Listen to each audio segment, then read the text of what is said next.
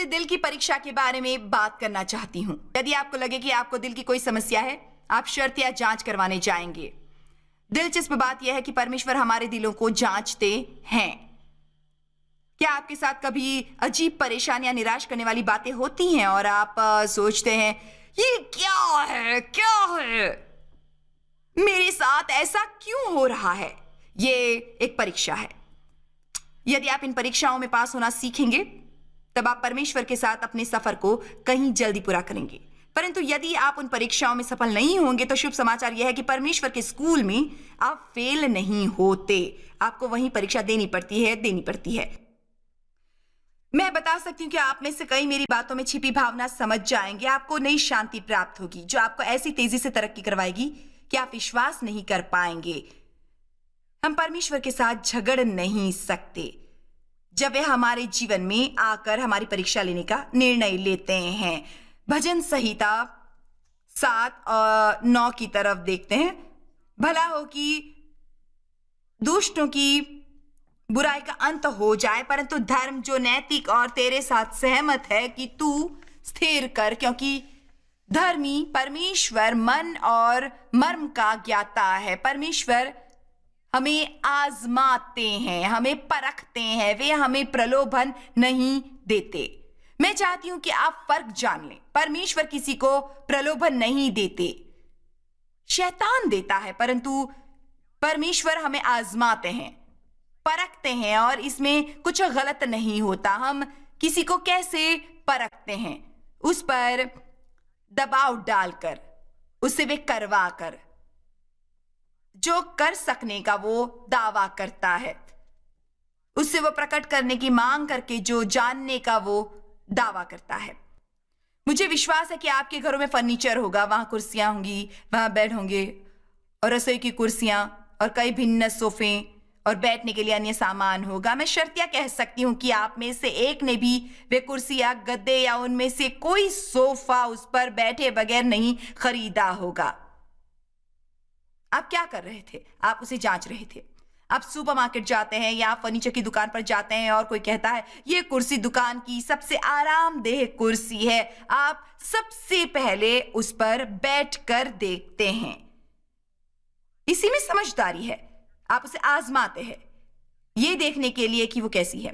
एक बच्चा वर्ष भर स्कूल जाता है, वो सीखता है। उसके बाद परीक्षा देने का समय आता है। यदि वो परीक्षा में सफल होता है तो उसे एक रिपोर्ट कार्ड मिलता है जिस पर लिखा होता है कि वो अब पहली कक्षा से दूसरी में जा रहा है या दूसरी से तीसरी में जा रहा है। यदि वो परीक्षा में पास नहीं होता तब वो कहते हैं आपके बेटे को दूसरी कक्षा में 1 वर्ष और पढ़ना होगा। परमेश्वर भी हमारे साथ यही करते हैं, वो हमें परखते हैं और यदि हम उससे छुटकारा पाने की बजाय जो हो रहा होता है सहयोग करना सीखें और केवल इतना कहें ये एक परीक्षा है और मैं इसमें सफल होऊंगा। चलिए अब कहिए ये एक परीक्षा है और मैं इसमें सफल होऊंगा। मेरे साथ यात्रा करने वाला एक व्यक्ति उस दिन मुझसे कुछ सवाल कर रहा था और ये विशेष रूप से डेव के बारे में पूछ रहा था। क्या डेव हमेशा इतने स्थिर हैं? क्या वे हमेशा ही इस तरह से संतुलित रहते हैं? इत्यादि इत्यादि इत्यादि इत्यादि। मैंने कहा हाँ, डेव हमेशा से सचमुच स्थिर हैं, वे बहुत संतुलित हैं। इसका बड़ा कारण उतना उनका व्यक्तित्व है, परंतु उसका अहम कारण परमेश्वर के साथ उनका वो शक्तिशाली संबंध भी है जो बचपन से है। उसके अलावा उन्होंने उस तरह से सोचना सीखा है। यदि वे किसी चीज के बारे में कुछ कर सकते हैं वो करते हैं और यदि नहीं तो नहीं करते। तब वे उसके बारे में परेशान न होने का निर्णय लेते हैं। तो ये नौजवान मुझे ऐसा कुछ बता रहा था जो उसके साथ पिछले सप्ताह हुआ था और निसंदेह उसका व्यक्तित्व मेरे जैसा है। वो सचमुच गुस्सैल पक्के इरादे वाला है। जिसे कुछ करवाना हो तो जल्दी से करवाता है और चाहता है कि सही तरीके से हो। सो उसने कहा मैं पिछले सप्ताह एक दुकान में गया और एक कैलेंडर खरीदा क्योंकि मैं चाहता था कि अपनी सारी समय सारणी न केवल कंप्यूटर पर डालूं बल्कि मैं उसे बड़े कैलेंडर पर लिखना चाहता था ताकि मैं एक समय पर एक साथ पूरा महीना देख सकूं और उसके बाद पन्ना पलट कर एक साथ पूरे अगले महीने को देख सकूं। मेरे पास वैसा ही कैलेंडर है क्योंकि मुझे उसकी ओर देखकर कहना पसंद है, हे प्रभु परमेश्वर तो यहाँ एक महाशय हैं जिनका गुस्सेल व्यक्तित्व है, जो सब सही करवाना चाहते हैं। तो उन्होंने जनवरी का पन्ना भरा, फरवरी का पन्ना भरा। ध्यान दीजिए, हमारे कैलेंडर पर बहुत कुछ होता है, अर्थात हमें बहुत काम होते हैं। उन्होंने मार्च का पन्ना भरा और अप्रैल, मई, जून, जुलाई, अगस्त, सितंबर का 3 महीने बचे थे। उन्होंने पन्ना पलटा तो वहां आगे के महीने नहीं थे। छपाई में भूल हो गई, उसकी गुणवत्ता की जांच की गई थी। वो दुकान तक पहुंचा जहां से उन्हें बेचा गया, वो उसे घर लाए। उन्होंने वो जांच नहीं की, उसमें सभी महीने थे। हमें इसका विचार नहीं आता, वे भविष्य में हमेशा जांच करेंगे। उन्होंने 10 महीने भरने में बहुत समय लगाया था। अब उन्हें दोबारा सब करना पड़ता है। हमारी कुछ इस तरह की बातचीत हुई, आपको विश्वास होगा कि उन्होंने मुझे ऐसा कैलेंडर बेचा जिसमें सभी महीने नहीं छपे थे। मुझे विश्वास नहीं होता, ऐसा कैसे हो सकता है? ये तो बहुत बुरा हुआ। ऐसा आखिर क्यों हुआ? तो पत्नी ने कहा, ऐसा होता रहता है, जाकर दूसरा ले आओ। वे भी काफी डेव की तरह है। पति काफी मेरे जैसा है। मेरे जैसे लोग इतनी आसानी से नहीं मानते। हम जानना चाहते हैं कि उसे आराम से ही सही क्यों नहीं किया गया था।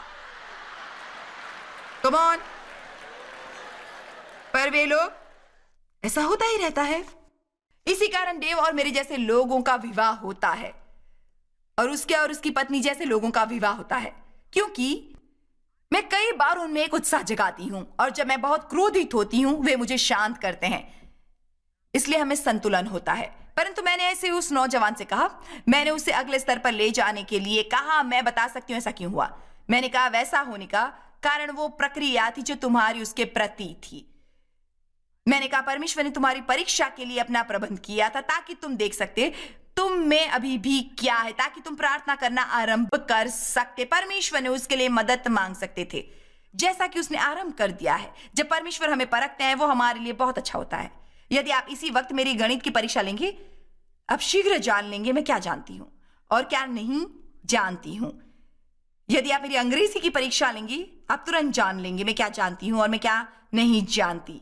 हमें यह सोचना अच्छा लगता है कि हम बहुत कुछ जानते हैं, परंतु हम उसकी परीक्षा देने को तैयार नहीं होते, ये देखने के लिए कि हम सचमुच क्या जानते हैं। और यह महत्वपूर्ण नहीं होता कि हम कितना सुनते हैं, या हम अपनी बाइबल में कितना रेखांकित करते हैं, या हमारे घर में कितनी बड़ी लाइब्रेरी होती है। हम कुछ नहीं जानते होते जब तक हम परखे नहीं जाते। देखिए, अच्छा होगा यदि आप तालियां बजाएं, क्योंकि मैं इसी प्रकार प्रचार करने वाली हूं। मुझे पता है कि इस वक्त आप में से कुछ अपनी परिस्थितियों के बारे में सोच रहे हैं। आपका कहना है, आप मुझे ये कह रही हैं कि ये एक परीक्षा है, क्योंकि अक्सर जब हमें कुछ असुविधाजनक लगता है हम केवल उसे छुटकारा पाना चाहते हैं। हम बहुत कोशिश करते हैं उससे मुक्त होने के लिए। मैं अब आपसे कुछ कहना चाहूंगी, और ये शायद आज मेरे द्वारा कही सबसे महत्वपूर्ण बात होगी, और मैं उसे कई बार कहने वाली हूं। यदि आपको कुछ और याद न रहे तो मैं चाहती हूं कि आप इसे याद रखें। हमारे लिए मसीहियों के तौर पर एक सबसे महत्वपूर्ण बात यह होती है कि हम कठिन परिस्थितियों में कैसा व्यवहार करते हैं।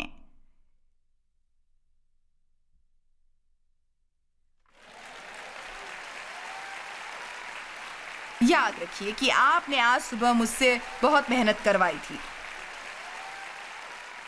मैं अब उतनी मेहनत नहीं करना चाहती। हम मसीहियों के लिए सबसे महत्वपूर्ण बात यह है, न केवल हमारे लिए बल्कि ये दुनिया के लिए भी महत्वपूर्ण है, क्योंकि हम दुनिया में स्थिरता नहीं देखते। हम केवल अनियंत्रित भावनाओं का बहाव देखते हैं,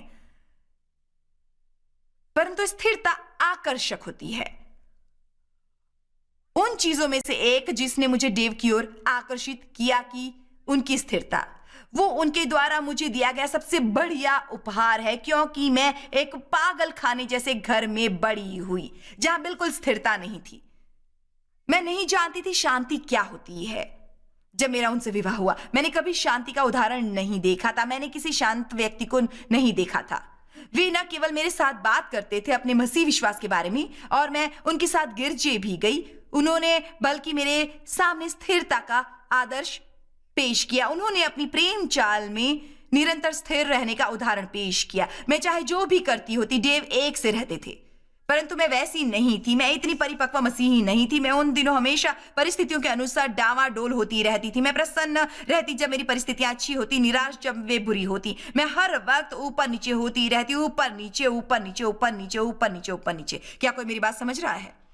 आपके लिए इससे बेहतर जीवन उपलब्ध है, परंतु आपको एक काम करना होगा, वो है निडरता से दाऊद की तरह प्रार्थना करना। मेरे दिल को परखो, मुझे परखो और मुझे बताओ मुझ में क्या दोष है। मुझे मेरे गुप्त दोष बताओ। हमें डरना नहीं चाहिए परमेश्वर को अपने जीवन में वे पक्ष दिखाने को कहने के लिए जिनकी ओर ध्यान देना जरूरी है। आमीन। किसी चीज से छिपने से वे गायब नहीं हो जाती, हमें उसे सामने लाना होता है। कोई भी फाइनल परीक्षा के बारे में उत्साहित नहीं होता। कॉलेज में पढ़ने वाले कहते हैं ओह अगले सप्ताह फाइनल एग्जाम है। जब बच्चे स्कूल में होते हैं हे प्रभु इस सप्ताह फाइनल एग्जाम है। पर याद रखिए, आपको तरक्की नहीं मिलती जब तक आप वो परीक्षा नहीं देते। मैं बता सकती हूं कि इस वक्त आप में से कई अपने जीवन की सबसे कठिन परिस्थितियों में हैं। उनसे एक कदम पार करने पर आपको तरक्की और उपलब्धि मिलने वाली है। आप प्रार्थना कर रहे हैं और परमेश्वर को अपने को नए स्तर पर लाने को कह रहे हैं। समृद्धि के, शक्ति के, विजय, अनुग्रह इत्यादि भिन्न भिन्न चीजों के। परमेश्वर कहते हैं देखे तुम तैयार हो या नहीं। चलो देखते हैं तुम तैयार हो या नहीं। क्या आप कुछ परीक्षाओं के लिए तैयार है? जब आप इन परीक्षाओं में सफल होंगे, मैं वादा करती हूं कि जैसे जैसे आप उन परीक्षाओं में सफल होंगे, आप जितना अधिक स्थिर बनेंगे, परमेश्वर आप पर उतना अधिक विश्वास कर सकेंगे। क्योंकि मैं शर्तियां बता सकती हूं कि आपको कभी पता नहीं होता कि आपकी परिस्थितियां कब क्या करेंगी। ये बिल्कुल सत्य है। हमारे पास विश्वास है अपनी परिस्थितियों पर नियंत्रण करने के लिए नहीं, बल्कि उनमें हमें स्थिर बने रहने के लिए। मेरे विचार से हम विश्वास के बारे में थोड़ा उलझ गए हैं। विश्वास केवल अच्छे दिनों के लिए नहीं होता, बुरे दिनों के लिए भी होता है। वो केवल तब के लिए नहीं होता जब हम समझते हैं। आमीन। मुझे विश्वास है कि हमारे लिए यह निर्णय लेने का समय है कि मसीह कलीसिया को परिपक्व बनना चाहिए और हमें सचमुच परमेश्वर के पास जाकर कहना चाहिए परमेश्वर मैं ये काम ठीक तरह करना चाहता हूं। मैं आइंदा कमजोर दब्बू मसीही नहीं बनना चाहता। मैं वो करना चाहता हूं जो आप मुझसे करवाना चाहते हैं, वो बनना चाहता हूं जो आप चाहते हैं। सभी लोग वादे प्राप्त करना चाहते हैं, हमें उसमें कोई समस्या नहीं होती। मैं यहां खड़ी होकर आपको सिखा सकती हूं कि आप मसीह के साथ संयुक्त उत्तराधिकारी हैं और वारिस हैं, और परीक्षा के वादों, आशीष और प्रेम के बारे में भी मैं सच कहती हूं आप इतना उत्साहित होंगे कि मेरे लिए प्रचार करना कठिन होगा। पर जब हम इस तरह प्रचार करते हैं सब शांत होते हैं। जो अच्छा है जानते हो शांत क्या होता है, क्योंकि हम इस तरह का पर्याप्त प्रचार नहीं सुनते, इसलिए आप गहरी सोच में पड़ जाते हैं। देखिए शैतान को पता है आपको क्या परेशान करता है, इसलिए वो उसका प्रबंध करता है। क्या आपने सुना? वो आपको परेशान करने की व्यवस्था करता है। व्यवस्था विवरण 4। दरअसल ये मेरे लिए एक जीवन बदलने वाला अध्याय था। मेरे पास इसे पूरा सिखाने के लिए समय नहीं है क्योंकि ये उस शिक्षा के अनुकूल नहीं है जो मैं सिखाना चाहती हूं, परंतु आपको व्यवस्था विवरण 4 पढ़ना चाहिए, उसे निरंतर पढ़ना चाहिए जब तक आपको ज्ञान प्राप्त न हो। क्योंकि मैं परमेश्वर के साथ अपनी चाल में बहुत कुछ सहन कर रही थी और वे मुझे सेवकाई के लिए तैयार कर रहे थे और उसमें से बहुत कुछ सुहाना नहीं था। कुछ भी वैसे नहीं हो रहा था जैसे मैं चाहती थी। मैं प्रार्थना कर रही थी, कुछ हो नहीं रहा था।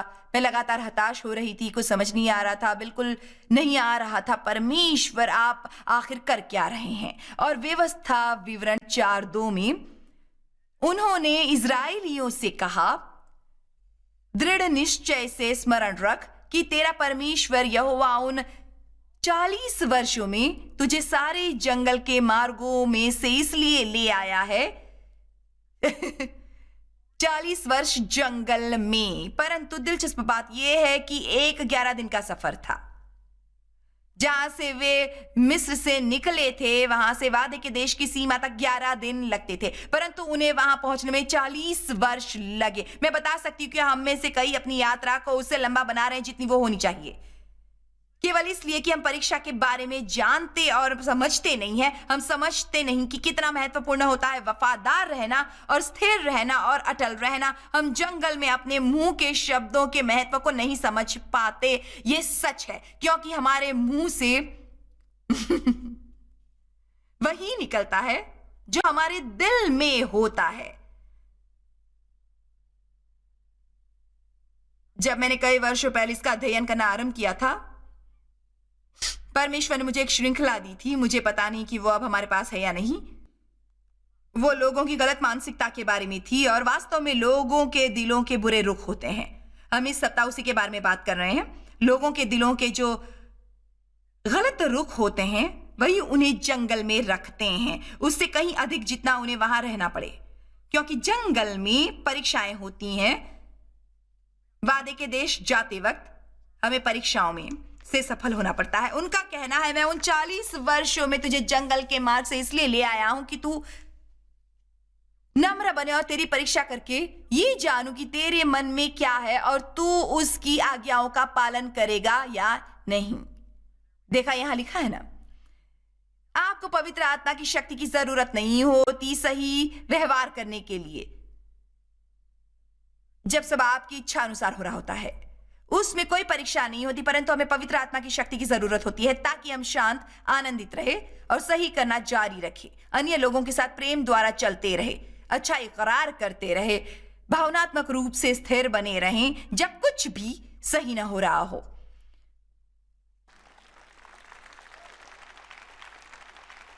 उसी से पता चलता है कि आप कैसे मनुष्य हैं। मुझे विश्वास है कि हमें जो परीक्षाएं देनी पड़ती हैं उनमें से एक जंगल वाली परीक्षा होती है। यह ऐसा समय होता है जब सब निराशाजनक लगता है और आपकी केवल एक परीक्षा नहीं होती बल्कि छप्पर फाड़ होती हैं। आपको लगातार एक के बाद एक परीक्षा देनी पड़ती है। कुछ समय बीतने पर आप माहिर होने लगते हैं। मुझे यह आसान लगता है क्योंकि अब मुझे 35 वर्षों का अनुभव हो चुका है। यह बीत जाएगा। परंतु जब आप पर दबाव बना रहता है, लोग आप पर दबाव डालते हैं, आप पर आर्थिक दबाव होता है, आपको मौसम खराब होने की खबर मिलती है, शैतान झूठ बोलता है और आपके सामने एक के बाद एक समस्या आती रहती है। मैं आपको कुछ पढ़कर सुनाती हूं, जरा देखने दो। मुझे ढूंढना होगा वो कहां है, क्योंकि मैंने वो अंत में पढ़ा था, पर मैं उसे पढ़ना चाहूंगी। हबक्कुक 3 में, क्योंकि मुझे विश्वास है कि आप में से कुछ इस परिस्थिति में हैं आजकल। आप शायद इन वचनों से वाकिफ होंगे। हबक्कुक 3:17,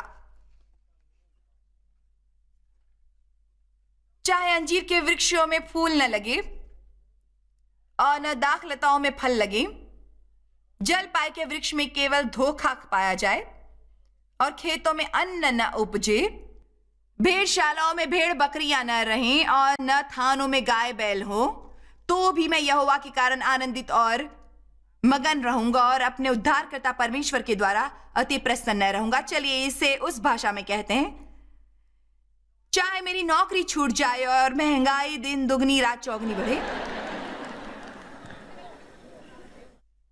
चाहे मेरा बेटा जिस पर नियंत्रण करना कठिन है और मुझे लगे कि मैं पागल हो जाऊंगी, चाहे मैं अपने पति को आराम कुर्सी से और टीवी के सामने से हटा ना सकूं, यदि आप पुरुष हो, चाहे मेरी पत्नी कभी घर की सफाई ना करे और हमेशा शिकायत करती रहे या वो जो भी हो, चाहे मेरी सास मेरा मानसिक संतुलन बिगाड़ रही हो, मेरे पड़ोसी का कुत्ता मेरे आंगन में गंदगी फैलाए। देखिए, आप ये सब जानते हैं, परंतु मैं आनंदित होऊंगा। मैं फिर भी आनंदित होऊंगा। ये नहीं कहा कि मेरी आनंदित होने की अनुभूति होती, बल्कि मैं ये कहूंगा कि आनंदित होऊंगा। याद रखें, परमेश्वर की आराधना करना आसान होता है जब डाल इन आराधना में गहराई तक हो। कोई बेजान चीज की उनके साथ आराधना किए बगैर रह सकते, परंतु जब आप घर पर हों और ये सब चीजें हो रही हों, और ये केवल 1 या 2 दिन के लिए न हो रहा हो बल्कि बहुत समय से हो रहा हो, जब आप बहुत समय से विश्वास कर रहे हों और कोई जवाब न मिले, जब अन्य सभी परमेश्वर को महसूस कर रहे हों और उनसे सुन रहे हों और आप अपने को बिल्कुल अकेला और बेसहारा पाते हैं, क्या आप उन्हें झापड़ मारना नहीं चाहेंगे? आमीन। मैं फिर भी आनंदित होऊंगा, मैं फिर भी आनंदित होऊंगा यहोवा अपने परमेश्वर में। परंतु हमें वचन 19 भी पढ़ना चाहिए। यहोवा परमेश्वर मेरा बल मूल है, मेरी व्यक्तिगत बहादुरी, मेरी अजय सेना। वो मेरे पांव हरिणों के समान बना देता है, वो मुझको मेरे ऊंचे स्थानों पर चलाता है। अब ध्यान दीजिए, वो मुझे चलाता है, डर कर थमने नहीं देता, बल्कि मुझे चलाता है और मैं अपनी ऊंची स्थानों पर आत्मिक तरक्की करता हूं। ये ऊंचे स्थान क्या होते हैं?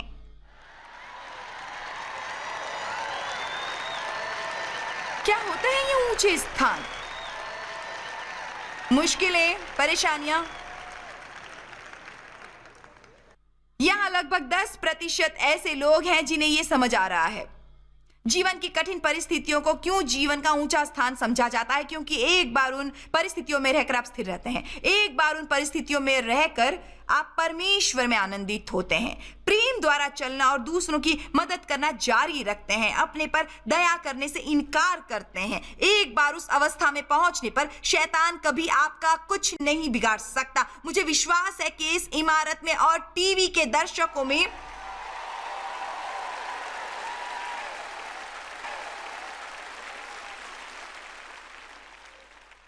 ऐसे लोग होंगे जो भिन्न भिन्न प्रकार की आत्मिक अवस्था में होंगे। ऐसे लोग भी इतनी जल्दी क्रोधित होते हैं कि कभी कभी अविश्वसनीय लगता है। जब भी कुछ उनकी मर्जी के अनुसार नहीं होता, मैं भी बिल्कुल ऐसी ही थी। मैं इसके बारे में जानती हूं। उसके अलावा ऐसे लोग होंगे जिनकी थोड़ी वृद्धि होती है और वे जिनकी अधिक वृद्धि हुई है। उनके अलावा कुछ और लोग होंगे जिन्होंने जंगल पार कर लिया होगा और वादे के देश में रह रहे होंगे। और ऐसा नहीं है कि आप कभी भूल नहीं करते, आपका कोई दिन बुरा नहीं होता, पर सामान्यतः आप काफी स्थिर रहते हैं। मेरे पति भी ट्रैफिक में शिकायत करते हैं, चाहे वे जितने भी स्थिर हैं। उन्हें अब भी अन्य थोड़ी गाड़ी वालों से समस्या होती है जो ऐसे गाड़ी नहीं चलाते जैसे चलानी चाहिए, और उनके महिला होने पर कटाक्ष करते हैं और ये मुझे क्रोधित करता है। ओह, वे टीवी पर दिखाने वाले हर खेल के विशेषज्ञ हैं। मुझे फर्क नहीं पड़ता यदि वे बेसबॉल हो, बास्केटबॉल या हॉकी, चाहे जो भी हो। डेव को कोच से अधिक ज्ञान होता है। वे उन्हें क्या करना चाहिए कहते हैं और वे सब खेलों के रेफरी भी होते हैं। तो ऐसा नहीं है कि उनमें कोई कमजोरियां नहीं है, उनमें हैं, परंतु उनमें उतनी नहीं हैं जितनी मुझ में थी। मुझ में शोर शराबे वाले दोष हैं, देव में शांत दोष हैं। कितने जानते हैं कि शोर शराबे वाले दोषों का क्या मतलब होता है? आपको पता है मैं अभी कहां हूं? अपने उच्च स्थान पर। यदि आप इस वक्त मुश्किल में हैं, वो एक उच्च स्थान है। यदि आपको जीवन में जिम्मेदारी दी गई है, पता है मुझ पर जिम्मेदारियां हैं सेवकाई की जिम्मेदारी के अलावा, जो बहुत बड़ी जिम्मेदारी है। मुझे विश्वास है कि आप शायद ये समझेंगे। मेरी एक मौसी है और एक माँ है। वे दोनों 80 के दशक में हैं और मेरी जिम्मेदारी है उनकी देखभाल करने और ये आश्वस्त करने की कि वे डॉक्टर के पास जाएं और उनके पास सब सामान हो और उनके घर की नियमित सफाई हो जब वे अस्पताल में दाखिल होती हैं। मुझे उनका ख्याल भी रखना पड़ता है। उनकी देखभाल के लिए एक सहायक भी है। और मेरी माँ पिछले कुछ महीनों से अस्पताल में है और अब आखिरकार वे शायद आज अस्पताल से घर लौटेंगी। सो पिछले 3.5-4 महीनों में कुछ पर कम नहीं ज्यादा जिम्मेदारियां बढ़ गई हैं मुझ पर पहले से अतिरिक्त। मेरे 4 वयस्क बच्चे हैं, मैं दादी और नानी हूं और सभी को कुछ अपेक्षा और जरूरत होती है। मुझ पर बहुत सी जिम्मेदारियां हैं, परंतु बाइबल के अनुसार जब हम इन सब जिम्मेदारियों के बीच होते हैं, हम बढ़ जाते हैं। तब ही हम शिकायत न करने का चुनाव कर सकते हैं। तभी हम ये कहने का चुनाव कर सकते हैं, मैं ये कर सकता हूं मसीह के द्वारा जो मुझे शक्ति देते हैं। देखिए, अब हमारे परिपक्व होने का समय आ गया है। दरअसल मैं इसी विषय पर बोलना चाहती हूँ। मैं दोबारा हबक्कुक 3:19 को लाना चाहती हूँ और मैं चाहती हूँ कि आप इसे दोबारा से देखें। यहोवा परमेश्वर मेरा बलमूल है, मेरी व्यक्तिगत बहादुरी, मेरी अजय सेना, वो मेरे पांव हरिणों के समान बना देता है। वो मुझे मेरे ऊंचे स्थानों पर चलाता है, डर कर थमने नहीं देता बल्कि चलाता है। क्या करवाता है? आत्मिक तरक्की करवाता है। वाह! यदि आपको बहुत कष्ट हो, यदि आप स्थिर रहने में सफल हो सकें, तो आपको कहना चाहिए मैं बढ़ रहा हूं, मैं बढ़ रहा हूं, मैं बढ़ने का दर्द महसूस कर रहा हूं, मैं बढ़ रहा हूं। आमीन। पता है परमेश्वर हमें जिस भी परीक्षा और कष्ट में से गुजरने देते हैं, उसके द्वारा हमारा अच्छा होता है, विशेष रूप से यदि हम सही रुख रखें, और उसका उद्देश्य हमारा उनमें विश्वास बढ़ाना होता है। परमेश्वर इन चीजों को इस्तेमाल करते हैं हमें सुधारने के लिए।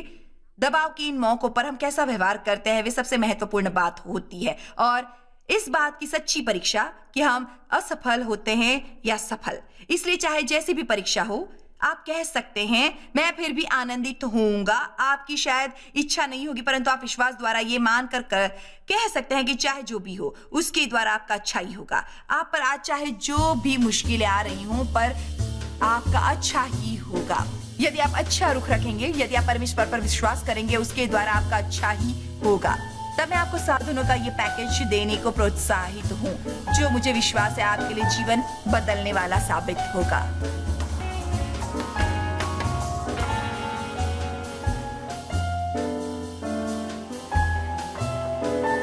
जॉयस्पायर मिनिस्ट्रीज में आप हमारे लिए कितने अहम हैं, इसका आपको अंदाजा नहीं। हम आपके आभारी हैं और हम धन्यवाद करते हैं अपने सब मित्रों और सहयोगियों का कि उन्होंने इस विश्वव्यापी सेवकाई को संभव बनाया। मिलकर हम भूखों को खिला रहे हैं, गरीबों को पहना रहे हैं और कई देशों में सुसमाचार पहुंचा रहे हैं। कृपया हमसे संपर्क करें या विजिट करें jmmindia.org पर। आज ही अपनी प्रार्थना के अनुरोध बताने के लिए, हमारे साधनों के बारे में और जानकारी और जॉयस की सभाओं का शेड्यूल जानने के लिए, और हमारे सहयोगी बन जाएं दुनिया भर में मसीह का प्रेम बांटने के लिए।